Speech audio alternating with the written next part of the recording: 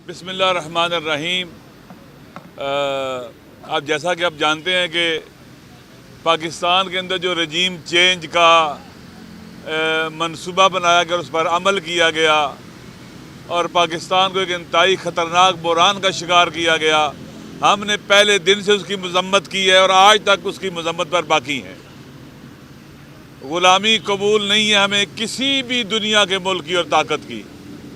ये कुरान का हुक्म है, ये दीन और इस्लाम का हुक्म है और हमारा दस्तूर और आइन भी यही कहता है। आज़ाद खारजा पॉलिसी, दाखिली खुद मुख्तारी, हमारी ज़मीन किसी को भी अड्डों के लिए नहीं दी जाएगी किसी मुल्क पर हमला करने के लिए। और हमारे फ़ैसले इस्लामाबाद में होंगे, हमारे फ़ैसले बाहर के लंदन या वाशिंगटन में नहीं होंगे। ये वो नैरेटिव और वो बयानिया है जिस पर हमारा ईमान है, जिस पर हम जान दे सकते हैं। हम इससे पीछे नहीं हट सकते। नंबर 2, हमारी अगर किसी से नाराज़गी और मसाइल हैं तो किसी लेन देन की बुनियाद पर नहीं है। आप हमारे बैंक अकाउंट जाके चेक करवा लें। हम जब सियासत में नहीं थे उसी तरह से अब भी हैं। कोई पब्लिक जिम्मेदारी हमने जो सरकारी होती है आज तक कबूल नहीं की है, ना उस पर आए हैं। इमरान खान साहब के साथ हमारा जो स्टैंड है वो उसूली स्टैंड है। ये नैरेटिव अब पाकिस्तान के अवाम की अक्सरियत का बन चुका है और इसी नैरेटिव की बुनियाद पर एक कौम बन रही है। नेशन बिल्डिंग का काम हो रहा है। आपने देखा कि कितने हथकंडे इस्तेमाल किए गए इस नैरेटिव से लोगों को हटाने के लिए। हर किस्म की कोशिशें की गई। ज़िमनी इलेक्शन हुए, चाहे वो कौमी के हुए चाहे सूबाई के, शिकस्त खाई रजीम चेंज करने वालों ने। इसका मतलब ये कि अवाम, पाकिस्तान के अवाम इस नैरेटिव के साथ खड़े हैं। इस बुनियाद पर वोट दे रहे हैं कि ये जाकर फिर इस्तीफा दे देंगे।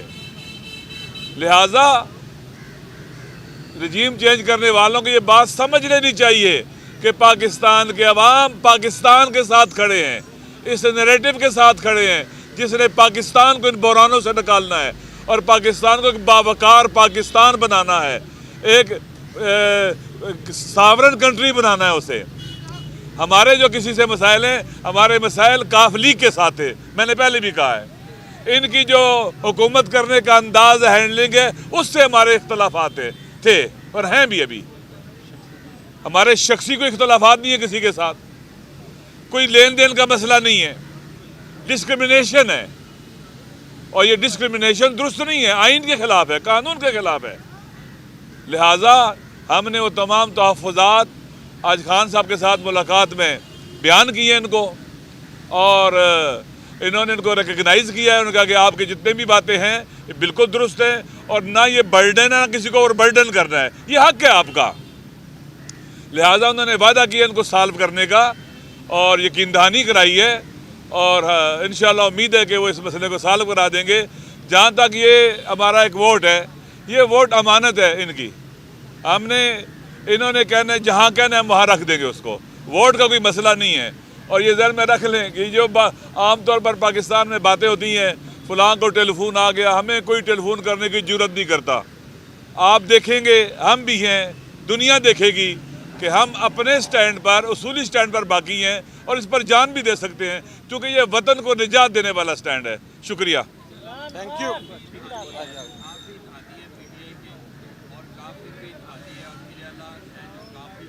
भाई कई पार्टियां डिफरेंसेस हो सकते हैं आपस में, मसला नहीं है।